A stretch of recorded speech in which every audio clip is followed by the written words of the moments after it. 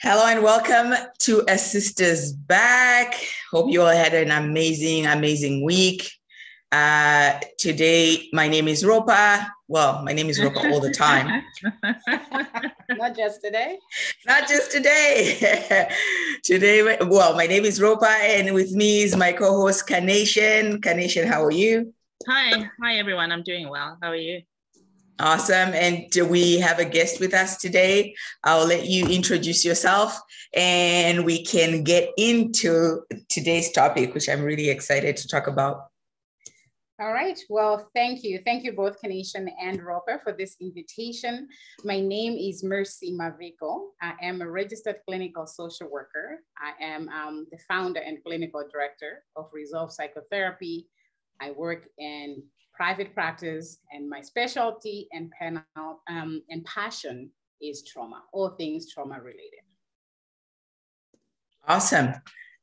So I guess the first question is, what is trauma? Let's just dive in, hey? Well, yeah. Trauma is the response to any experience that is overwhelming, that leaves us feeling helpless, and we have a very deep fear. We have a momentary experience of death, thinking that death is possible or that we're going to be severely hurt, right? That is the general definition. However, as we are going to talk about that, there are many other experiences that don't quite meet that threshold that can be traumatic. So really, it is our response to any event or experiences that are overwhelming, threatening to our physical body, to our lives, to our family members, and those who are close to us. So it really threatens our sense of safety, and we know we're in severe danger, right? And the responses to that can be physical, right? But they are also emotional, social, and psychological responses to trauma. Right. And the other thing to know about trauma is that trauma is very unique to each person, right? Two people can go through the same experience, but they may not both experience they may not have a traumatic reaction to it. One may not. And we'll talk about why that is, right? So it's really, we cannot compare to say, well, why is she having that reaction? I went through the same thing and I'm okay. It's very much unique depending on many factors that are unique to each individual, right? So if I were to give some examples, right, I think some of the things that can be traumatic is, a car accident, for example. And again, some people can go through that and they come out and say, whoa, I survived, that was okay. That right? was nothing. Oh, wow, they see the power of God in that and they're okay. Somebody may come out of that terrified, they're scared to get in ever again in a car. They're scared to even go outside. They're having nightmares. They're not sleeping and things like that. That's another reaction to that, right? Some people will come out of that blaming themselves. I'm a horrible person. Why did I do this? So those are different. They say a whole spectrum of responses to that. Sorry, go ahead. Yeah. No, I was just going to say, in terms of car accidents, I had a car accident that almost flipped my car.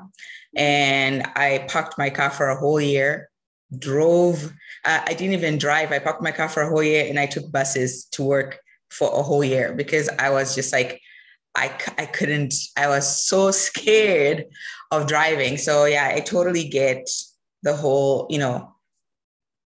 accident and traumatic experience that, it was terrible. I felt some type of way. I could not drive for a year.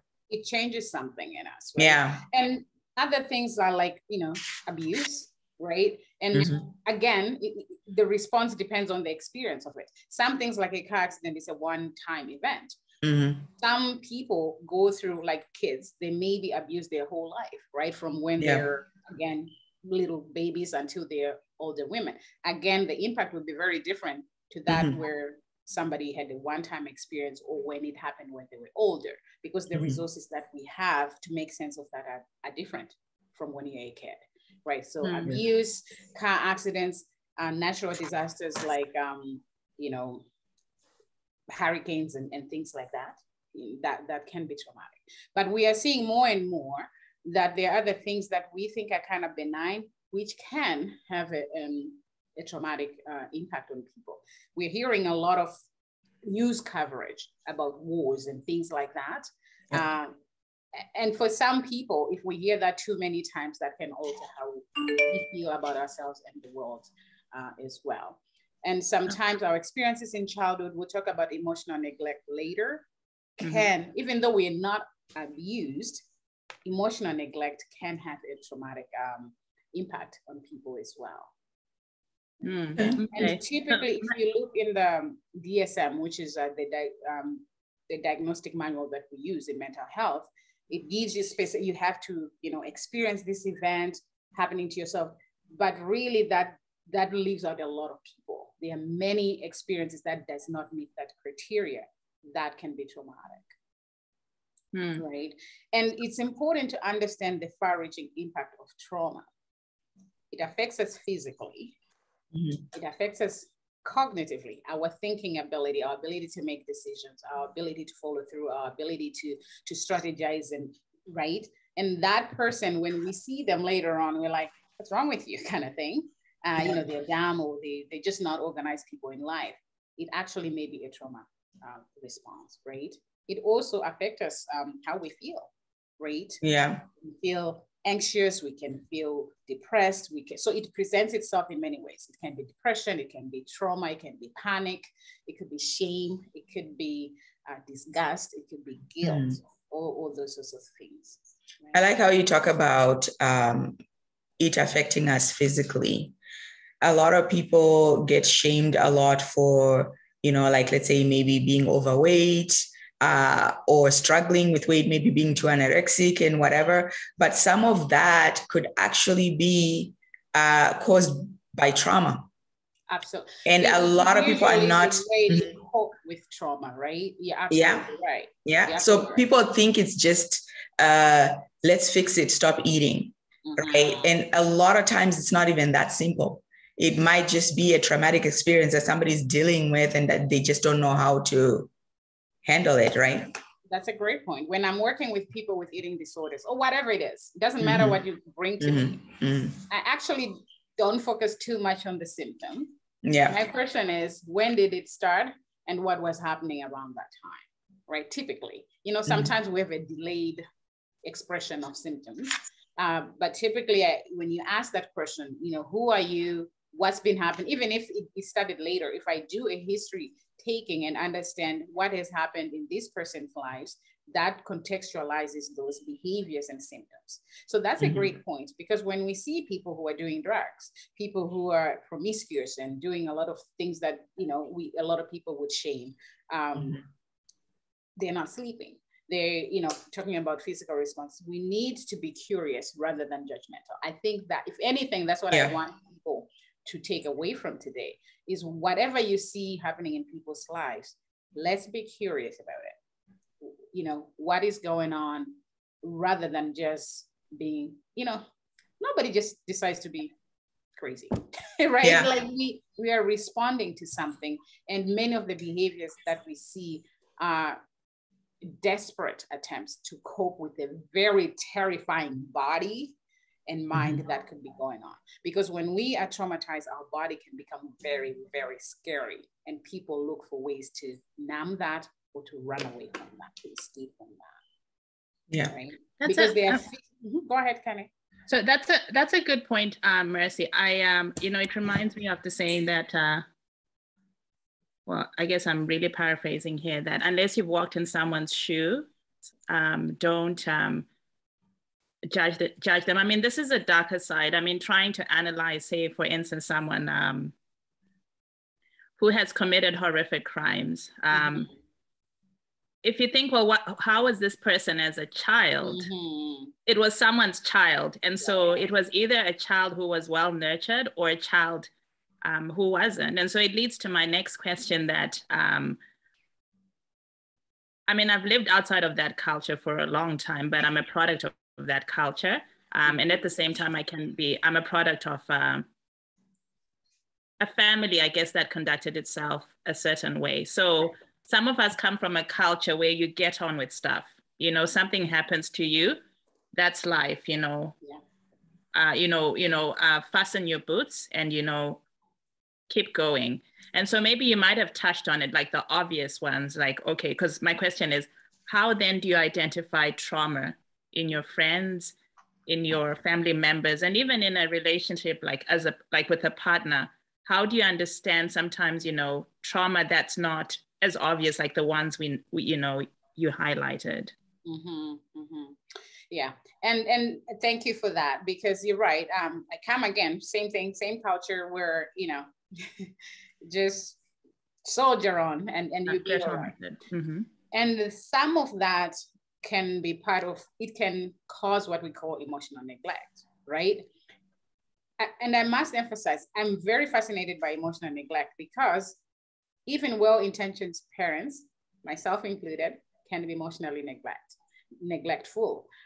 Why is that? So emotional neglect is when there's not enough emotional connection, enough empathy, enough attunement, right, with a child. So in other words, I may love you very much as my kid, but then you come to me and say, Mom, I just fell and I got hurt. And I said, well, just get up and go. I misread what you needed in that moment. You were so hurt and you turned to me as your caregiver to give you comfort and reassurance, and I missed that opportunity. So then that sends that child with this idea, my needs don't matter, I'm not important, I cannot rely on people. Right? Then this child shows up 20 years later in a relationship. And then they're struggling with expressing their needs in a relationship, because why bother? Nobody cares about my needs. Yeah. When I told the people who were closest to me, they kind of said, get up and go, right? You're fine. So then in relationships, these are people who you may notice who overextend themselves. You do everything for your partner, for your friends, at the expense of your own emotions. We may do that as a reason of your own emotions and needs as well. And we do that particularly one, maybe we don't even know how to express our needs because we really didn't learn that, because that was discouraged. Yeah. Or secondly, because we think if I do this for other people, they may notice me because I didn't feel seen and heard myself. Okay. So maybe if I keep just doing it, they will notice me and recognize I have some unmet needs here and meet them. So that's some of the things that you can see in a relationship, whether with a friend or with a partner. The opposite is also true. If I, as a child, for example, I was expressing my needs and they were ignored or even punished, right? I can say, you know what, don't need anybody. I'll put up a wall. Mm-hmm. Yeah. Don't need anybody, won't let anybody inside, because why rely on people when they don't meet your needs? So we put a front that I'm strong, I do it all by myself in this world. And yet deep down, we're all human beings. We're wired for connection. We all need that strong emotional bond with other people. So we put this front. These are people you can see who are kind of tough, rough on the edges, and, you know, even anger and things like that. Yeah. Yeah. But when you actually sit with them and dig deep, they're so vulnerable deep down. They're so craving connection, but they're scared of being rejected. Right? So they put up this front. So in a relationship, that may look like anger. That may look like somebody who's emotionally unavailable. You tell them you're hurting and it's like nothing happened. Right? And a lot of our guys are raised not to be emotional, not to show emotions or to acknowledge them. Later on, as a partner, as a dad, he's not emotional. He's not interested. He doesn't even know what to do. And that can be a problem in a marriage, in a relationship, and even as a dad. How do you meet your kids' needs when yours were never, you were never taught, it was never demonstrated to you? It's not just for men, but I'm just putting that as, because mostly men are told not to cry, not to do this. So then they just shut down. So they can also themselves be very emotionally disconnected, right? You don't even know what you're feeling, right? If you ask them, you look sad, no, I'm not. Well, you look it, but honestly, you look it. Right? And then sometimes when you are feeling too many things inside, then you don't know what to do with it, right? You don't know that sadness. What do I need to do when I'm sad? So then you can just resort to drugs, alcohol, whatever, extreme sports, just to numb that. Right? But then how do you snap out of that? If that's how you've been for a long time, you've been taught not to show emotion, you've been taught to suck it up, be a man, and all this. Then how do you then snap out of it and become this person and give the emotion that you need to give to your friends, partner, family when you need to? Is there a way to you know work with a person to get to that point? Absolutely. The good thing is about our brains, they're elastic, right? They say there's neuroplasticity, they call it. Our brains can change, can heal, we can learn new behaviors and new things. But it all starts with self-awareness, right? Is just starting with, and this is part of why we're having some of these discussions, right? Just to raise awareness about these things, to say, oh, okay, that sort of describes me. And then so that's self-awareness and kind of taking into inventory of how you behave and how you feel. But also starting to learn, we have a lot to unlearn and relearn in this area, right? In terms of what we were taught and how we usually view these things as weakness, right? As you're not mentally strong, whatever. But I want people to know, trauma is not a thinking problem. It's a neurobiological thing. There's something happens in your brain, in your nervous system. There's actually physical changes that happen. That has nothing to do with your willpower or anything, right? It just happens. Just like if you cut yourself, your blood comes out. That's just what happens. So the same thing happens in our brain as well when we're traumatized. So self-awareness is one, and learning and starting to talk about what we've been through. Not everybody, I mean, counseling is helpful. We talk about labeling emotions. Where do you feel them in the body? And learning to sit with them and talking and processing these things. Those are things that are important. Counseling is helpful, but not everybody's privileged to, it's expensive and all that. It doesn't have to be with a counselor, right? It's finding a supportive person, a person who is good at listening, who is good at just the mere act of somebody listening and witnessing to our pain is very healing. But also helping ourselves, like reading books, right? There's a lot of things on YouTube. You can Google emotion regulation, understanding emotions, and things like that, and just starting to practice those things. And and I would say we have a lot to read, and there's so much on trauma out there. There's so much on parenting out there that we can start taking charge of that. Yeah. So, Mercy, I'm glad you talked about self-awareness. I guess I just wanted to put in a plug in here that as women, we shouldn't try to save everyone because we're talking about trauma. And a person needs to be actually self-aware in order for them to get the help. Because sometimes you can stay in a relationship trying to save someone who you feel, oh, you know what? They're just a wounded child. And if I love them enough, if I support them enough, they'll get better. But in the end, you'll end up getting traumatized. Right. So I think, it's important that, like self-awareness, as you're saying, is that person actively trying to seek help, right? Once they've identified there's an issue. And the other thing, I'm glad you mentioned that. The other thing that happens is when with any mental illness, right? Whether it's depression, anxiety, trauma, whatever. One of the things that goes out the window first is insight. So sometimes there's people we don't even recognize this is what is happening to us. That's why it falls on the people around us to say, to develop those relationships where I can say, hey, Kenesha, I'm noticing this. Things have changed. Are you okay? What's going on? So if you're in a relationship with somebody who's showing these symptoms or whatever, it may be helpful to say, hey, I'm noticing this, I'm concerned. Can you seek help here? Right? So you're helping them develop awareness. And once you do that, if they're not willing to work on it, then it's hard. The person has to recognize there's a problem and be willing to do something about it. To seek help. Yeah. And again, it depends on the continuum of the response, the trauma response. There's usually, it starts, there's stress is part of that.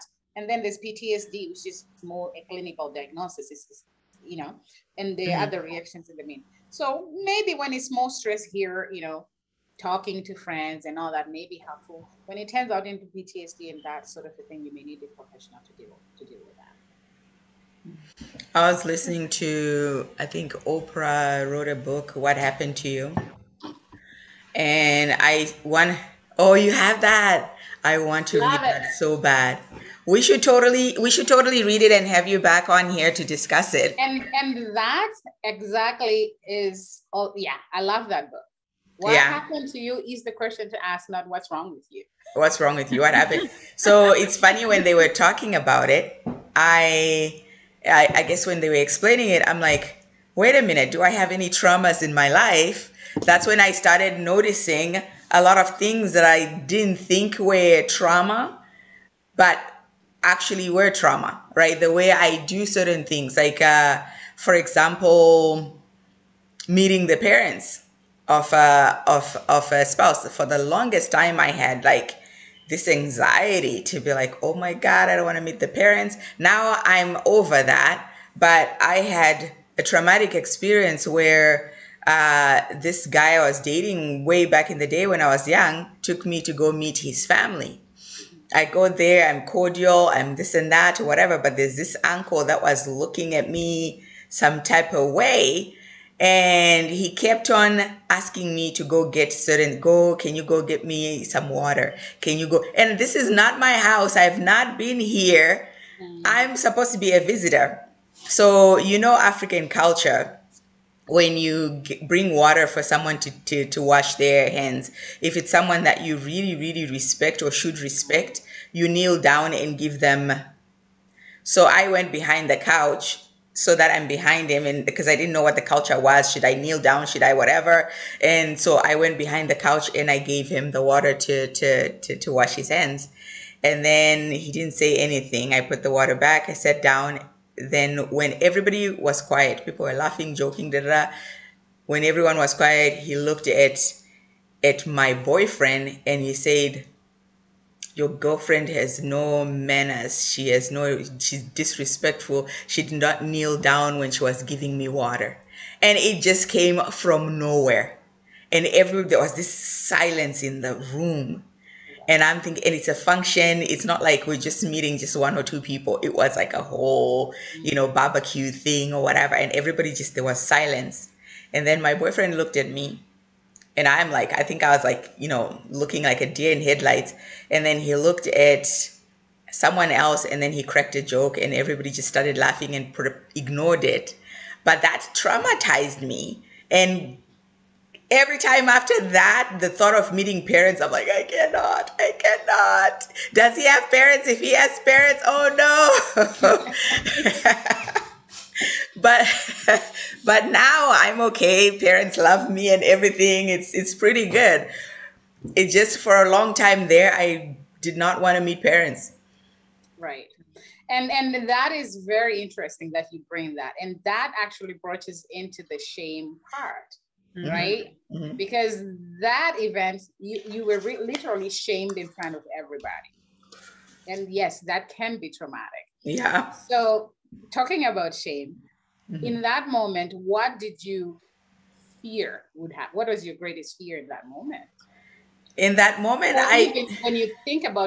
when you were thinking about meeting other guys' parents, right? Mm-hmm. What's the fear about that? What would happen to you?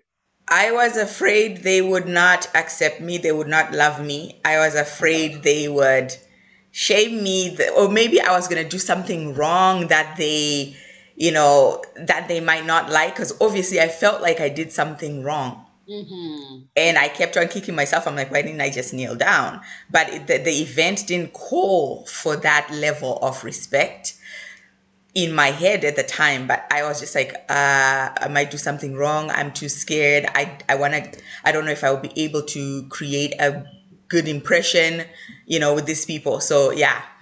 Right. And there you go. That shifts us into shame. That's a great example, right? Because I said shame can be traumatic, right? Because that is a social response to an event, right? We are social beings. We want, we don't know ourselves apart from other people, right? For me to know myself as beautiful, somebody somewhere Has to tell you. Right? For me to know that I have an accent, somebody somewhere, I had to compare it to somebody else's accent and notice that mine was different, right? So we all want to be loved. We all want to be accepted. We want to feel like we belong, right? Mm. And especially it starts as kids. We cannot survive with that. We come into this world totally dependent on other people to feed us, to change us, to soothe us even. When we are upset, our parents soothe us, right? We are in distress, we are hurting. So we totally dependent on other people for that. Mm-hmm. So even as adults, we want to be accepted. So there's part of the social setting, social relationship that actually regulates us. It regulates our nervous system because there's not the idea of being alone, rejected, and not belonging puts you in a state of you're so insecure, you're not safe. Mm-hmm. Therefore, you're vulnerable, helpless, and powerless, and I could die, kind of thing, right? Yeah. So that is the emotions. This part of the emotions that we evoked in that moment. Oh my God, I look stupid. I'm not accepted. I did something wrong. And so that is more to do with external. What do people think of me? That's very huge for us. But also the flip side is what do I think of me? Because we can then start internalizing that. I'm stupid. I'm useless. I'm inadequate. Nobody would like me. I'm flawed. Yeah. Right. And then to cope with all that, what do? We isolate. We hide. Sometimes we put a wall, and then we overcompensate sometimes, right? Right. Yeah. Right. We trying to be over nice, right? Yeah, overly nice. Yeah. Overly nice, and again, now we're ignoring our own needs. We can then the shame can be just too much. We can turn to drugs and things like that, right? Because decide I will not date again. All right. Or we date. When you say I'm going to introduce it to my parents, no, we pick a fight to end. Yeah, so that you don't go. Self-sabotage. Picking a fight. Right, then we can self-sabotage, right? So that I don't have to go there. And these things may even happen unconsciously. You may not even recognize that's what you're doing. You just realize when things are starting to get serious in the relationship. You just start getting irritated with something and you end the whole thing. Yeah, sabotage. Marissa, I wanted to touch on shaming because it's a discussion we had with Ropa last week. And it's also, I think we're living in a culture now where it says, always believe a victim. But there's still, I guess, certain, I think it's worth mentioning that, I remember there was a time when each time, if a child comes and says, okay, this happened to me, well, maybe the child was fighting with someone, the response from a parent might be, well, what did you do to start this, right? And then it goes into the darker side where, kids, abuse typically happens for a child. It's usually someone that they know. I think, studies have shown that.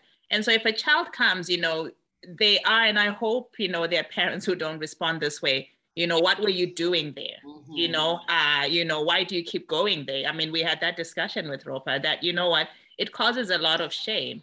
And then what ends up happening is the child or the victim ends up blaming themselves. And that shame, it ends up being worse. So it's worth mentioning that, when someone comes to you with a problem and something has happened to them, a well-timed response is very important. A well-curated response is really important, right? Yeah. So I guess bring that up. Go ahead, Ropa.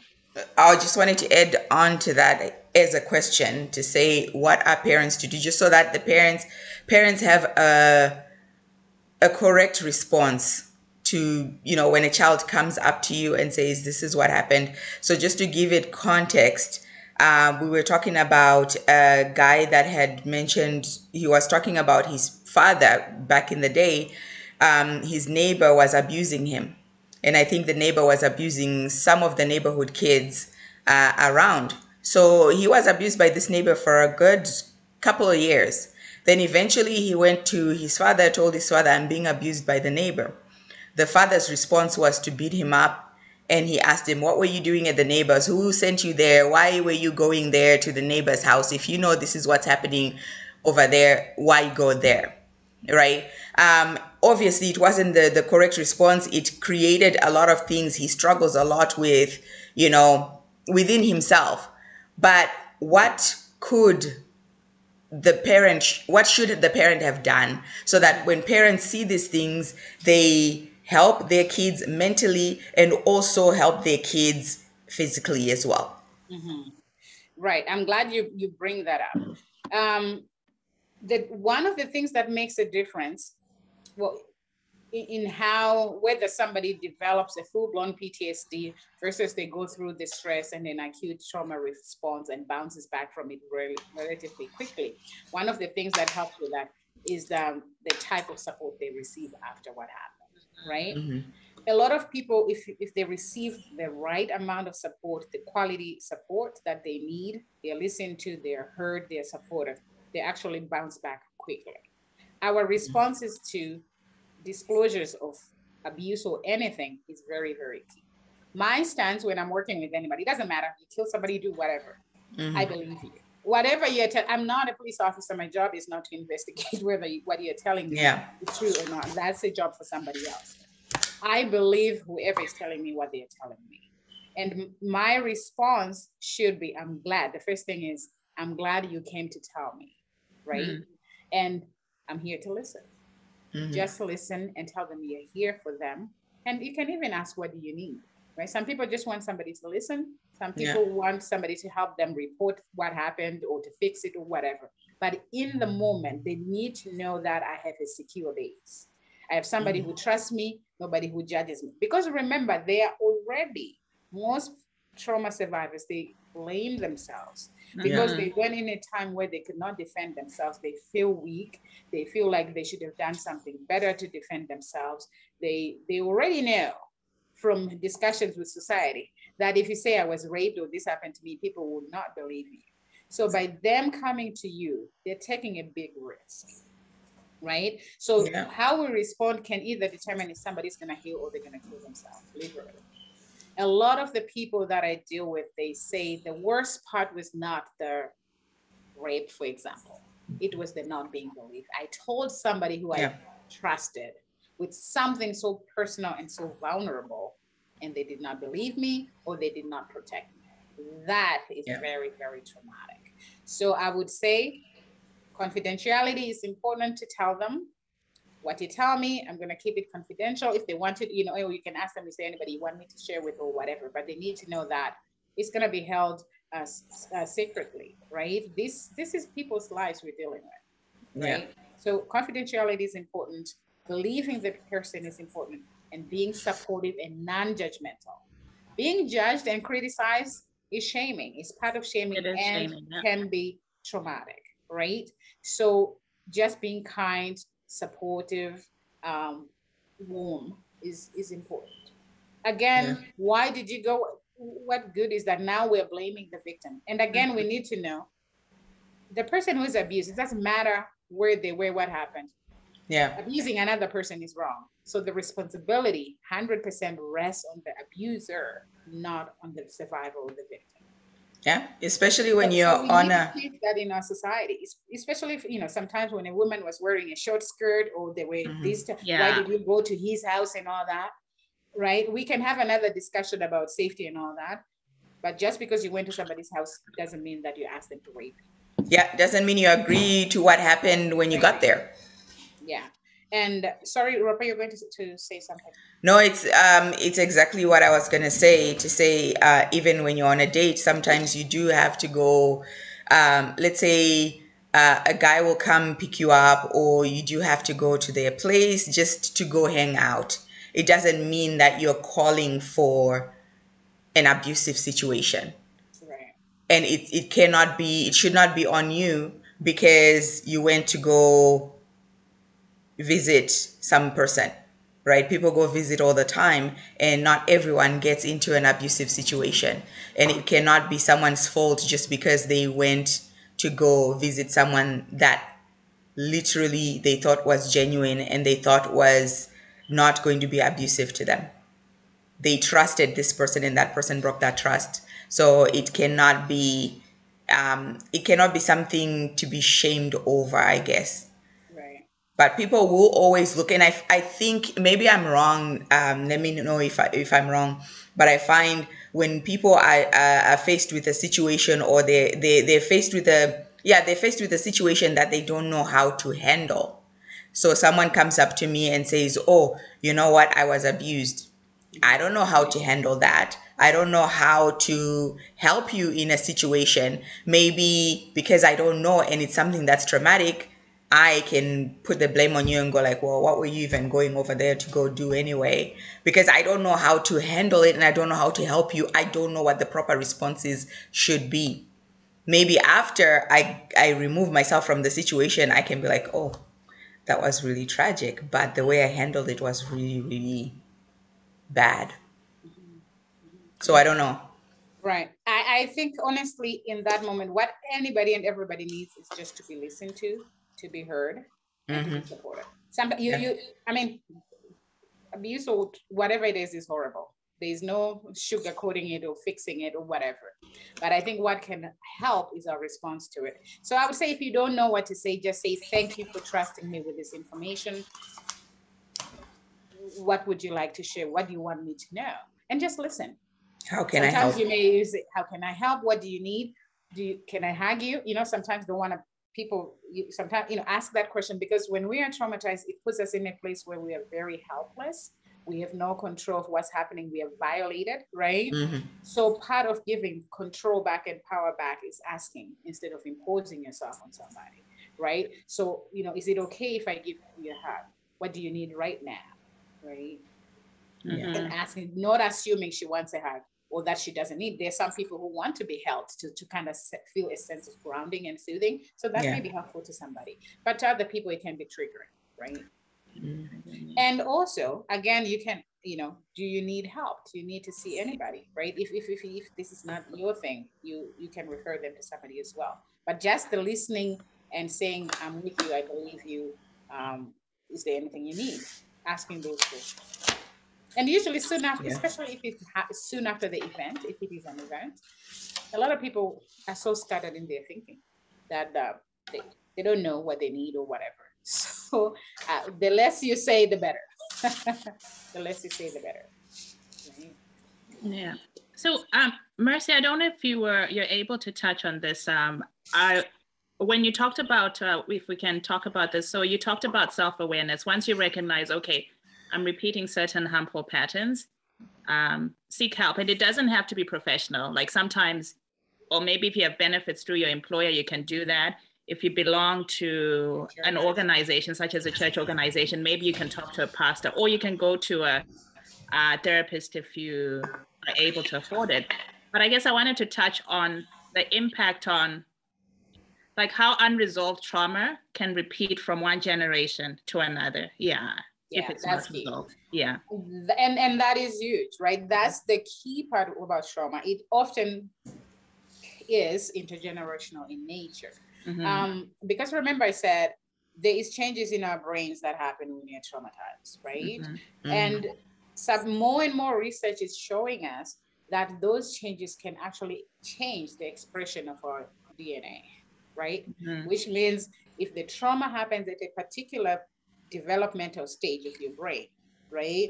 Let's say this is a part of the time where your brain is supposed to be developing social skills or something like that. If trauma happens there, all the resources are diverted to survival, not to developmental growth of the social skills, for example. So which means now we have a deficit, right?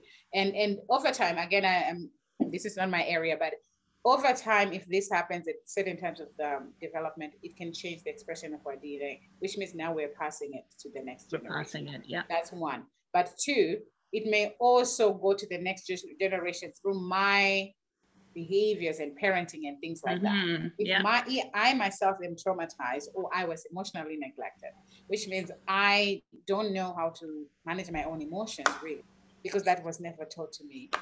Or I don't have the skills to do it. So I raise my child the same way I was raised.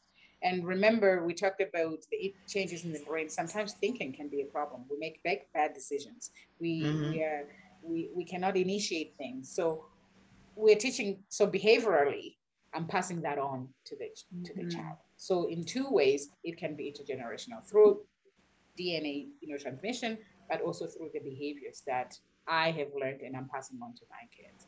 So then you see this is getting repeated over and over again from one generation to the next to the next. Then we look at that group of people and we say, well, what's wrong with them?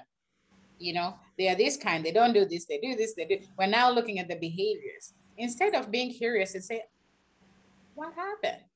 What happened? Yeah. What happened? Yeah. That would lead to this. Because I don't believe a whole community could choose just to behave in ways like this. I believe people are good at their core to begin with, and then something happens, right? So it's up to us to be curious about it, to be supportive, to be understanding.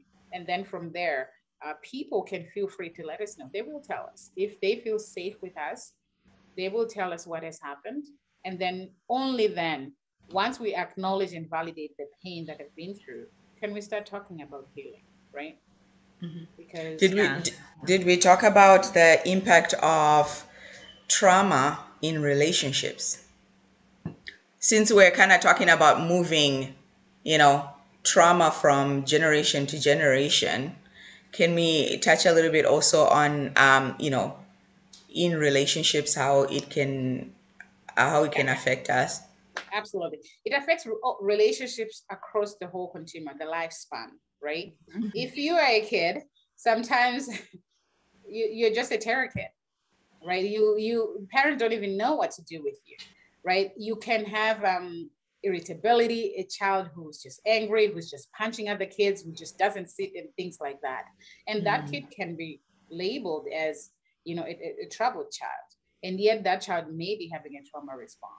Right. Again, every behavior has a meaning. Our job is to find that out as parents, as teachers, as aunties and uncles, as friends. Our job is to understand the behavior. Don't just say he's a problem kid. Well, why would you just show up in this world and be a problem kid? Right. So you may see that in those early relationships, you may notice a kid who is getting in trouble all the time, hitting other kids and things like that. Or the opposite, withdrawn, not interested in engaging at all. They kind of shut down, right? So that goes through school. Sometimes if kids are being exposed to sexual abuse or they're seeing things they're not, you may see inappropriate sexual behavior in kids that is not appropriate to their age, right? In school, same thing. We can see a lot of rebelliousness actually around the teenage years, right? We can start rebelling, we can start getting into drugs, we can start this idea of in relationships, you're just overextending yourself and things like that. Particularly girls tend to do that. Women, tend to do that, right? Yeah. And then in boys, we typically see more externalization of behaviors, getting into fights, skipping school and all that. And this is the other thing you see in kids, especially in school. Kids who skip school a lot, they're not paying attention, they're looking through the window, they're never really in the classroom. That's probably a trauma response. They're probably dissociating, right? They're just not even there. They're just not even there.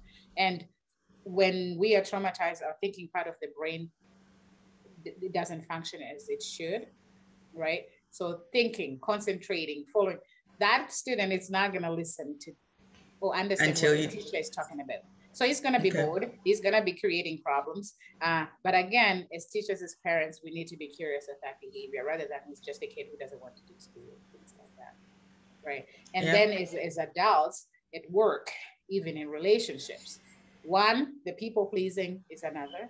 And as we've talked about, sometimes the shutting down, sometimes just picking fights and just being angry. That's just to keep people away. We're so scared to be hurt. Yeah. So might as well just show this idea that don't touch me. I don't need people. I don't need anyone. Yeah. Right. And then sometimes we idolize people too much and then quickly devaluing them. That can be another response. This person, this guy is great, is wonderful. The next minute, he's a horrible person. Or this friend, my new best friend today, tomorrow, I hate you, is the horrible. It's kind of like, oh my God, this is kind of like up and down, up and down. Sounds like love bombing.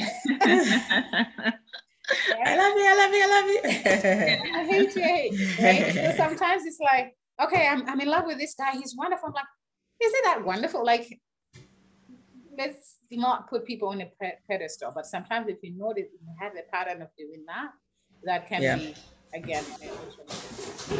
It's crazy you should say, you should talk about problem kids.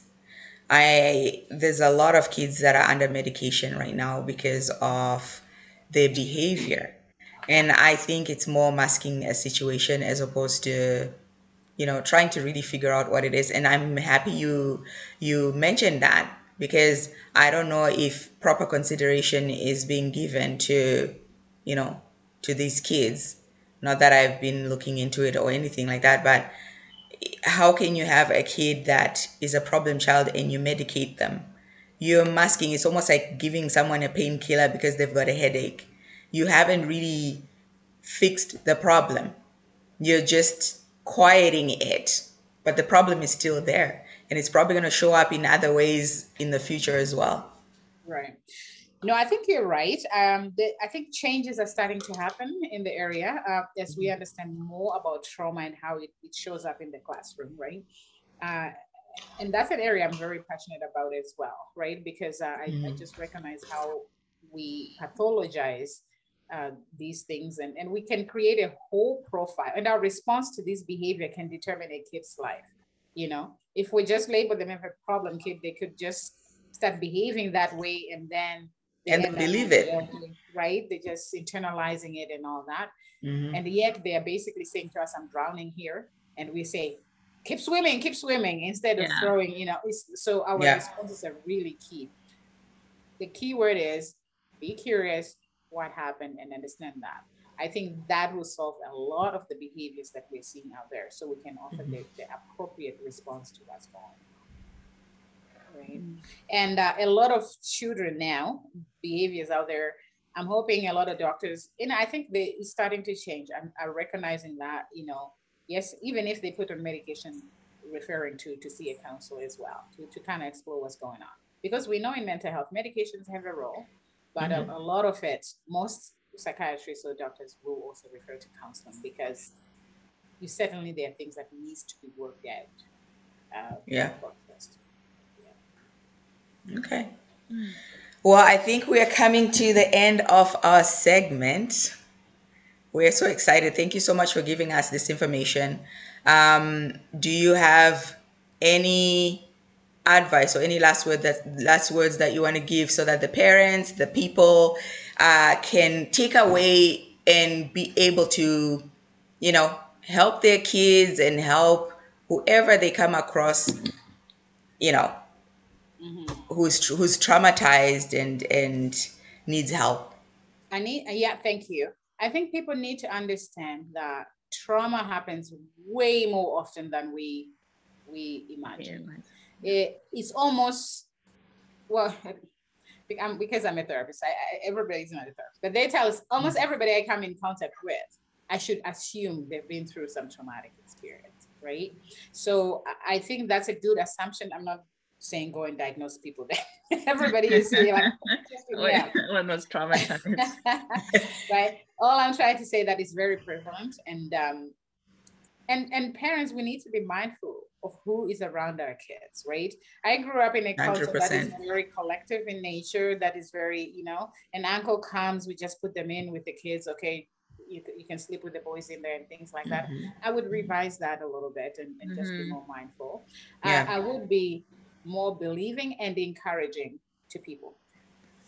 For people to be able to come to us and tell us that they've been traumatized or they're going through a rough time, they need to see us as a safe place, right?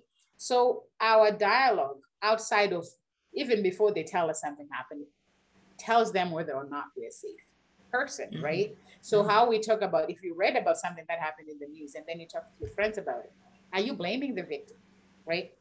Because then another person can realize, oh, well, Mercy's not a safe person because she blames, so then I won't tell her.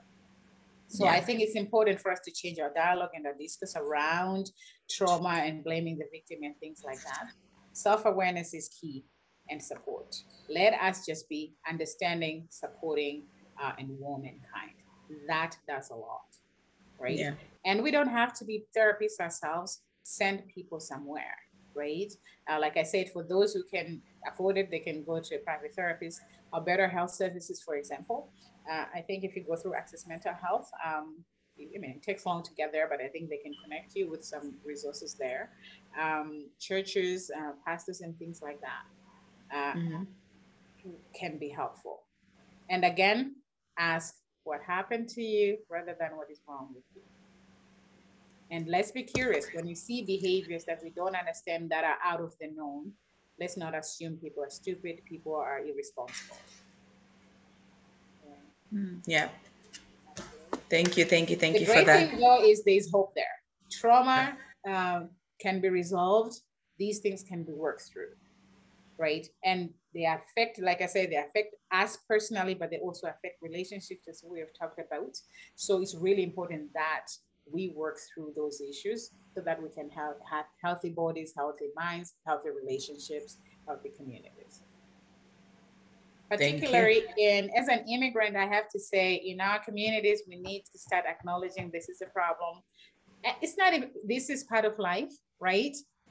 It's not like, oh my God, what's wrong with you? Why do you know? It's just part of life. You know, people do get cancer, people get high blood pressure stuff. When that happens, let's just be supportive and provide the resources needed. So we are not immune to these things as immigrants, even as Christians. We're not immune to these things, and they do not disown or disregard God, acknowledging these things. True. Do you have any last words, Kanishan? Oh, I'd like to say, you know, thank you. Thank you, Mercy, you know, for coming on to, you know, the show and talking about this, because yeah, there's also shame associated with talking about trauma. So people don't talk about it enough. And also, you know, I wanted to say, you know, we talked about recognizing it in others, but it's also very important to self-reflect and notice patterns that you're repeating that actually could point to trauma, right? Because if you're not self-aware and you don't recognize it, perhaps there's a trauma event that you went through, and it's manifesting in terms of how you make decisions, how you pick people, how you, like, just how you run your life. And it's important, I guess, to be self-aware, address it, so you can grow. You can grow. So yeah. So thank you very much for talking about this very important topic. Thank you. And as you say that, I am just recognize that I did not mention that some of the things you may recognize in yourself, right? Right. You may recognize that you're having a lot of thoughts. We call them intrusive thoughts about what happened. You don't want to think about it, but you just keep thinking about what happened. And then your body starts reacting to that. You may start hearing your heart is beating faster, or you're getting a knot in your stomach, or butterflies in your stomach, or your body is tensing up, or you're just kind of feeling numb, right? Those are some of the things that we can start seeing. You may start struggling with sleep, right? Difficulty falling asleep, or you sleep and then it's broken and you wake up all the time in the middle of the night. You may wake up with your heart pounding, or maybe you're sweating, or sometimes nightmares are waking you up with the theme of violence or death or something of some chaos of some sort. These are some of the things that you can see. Sometimes we start avoiding people, places, thoughts that remind us of what happened. So our world starts becoming smaller and smaller, right? Our beliefs can change, right? People are dangerous, men are dangerous, going out is dangerous. We kind of start having these blanket beliefs about everybody, right? I am a bad person, there's something wrong with me, people cannot be trusted. So it's starting to shift our thinking, how we see ourselves, the world, and others, right? Those are some of the things that we can start seeing there, right? Yeah. Thank you. Thank you so much. This was like a lot of information, and we're grateful, and I'm hoping that it's gonna go and help people. And I'm pretty sure everybody knows someone who's been through a traumatic experience, and everybody has been through a traumatic experience. It might not have been a big, you know, a big crazy world changing type of experience, but everybody has been through a traumatic something, right? So I think it's something to acknowledge, and it's something to actually, you know, recognize. And I like the whole self-awareness, thing that you're talking about, where you really do need to be self-aware. And if you don't know, and I think that's the thing that I worry about. I might be showing traits of trauma. I might be showing, some signs of trauma, but I don't know that I have trauma, and I'm not self-aware. How I think that's one thing I want to ask, to say, how do I know that? How do I become self-aware if I'm not aware? I don't know I have trauma, but there are a lot of things happening in my life that I cannot explain. But how do I then get to that point of being self-aware? I think, like we said, there's some symptoms that you may notice. Sometimes going to a doctor, really, just go to your family doctor and say, this is how I'm feeling, right? That may be a good place to start. Or just talking to a friend can be that. So we have to, and also if you have supportive people around you, they can help with that. But remember, as we said, trauma affects relationships. So especially if the trauma happened when you're a kid and it's not this one event that happened, it's kind of developmental trauma that happens over time and the historical. Then it just shows up in our relationship. If they're disjointed, and sometimes it's even difficult to have a consistent work or history and things like, you just notice things are not working on together. So that's the difficulty with trauma, right? Because sometimes we're not aware. And sometimes we don't have the people, we're not close enough with people because trauma itself pushed, we did things that push people away. Yeah, because people would tell you. Or people misread us, our behaviors and what's going on, and they distance themselves from us. Right? So I think part of it is just, like we're talking about it here, if there's something that you can kind of relate on, Google it, go to your doctor, talk to somebody, give me a call, whatever, and then we sort it out. Where can people find you? Mercy at resolvetherapy.ca. So mercy at resolvetherapy.ca is my website. Okay, I'll put that in the description box as well, just so people have that. And I thank you so much for coming on to A Sister's Back to talk about these important things. And with that, I'm gonna say you guys have an amazing, amazing, amazing week. Carnation, do you have any parting words or anything to say? Nope. No. Okay. Thank you both. Truly appreciate this opportunity. I love this. This is my purpose in life, my passion. Thank you. Thank you. Well, you guys have a great week and see you again on A Sister's Back.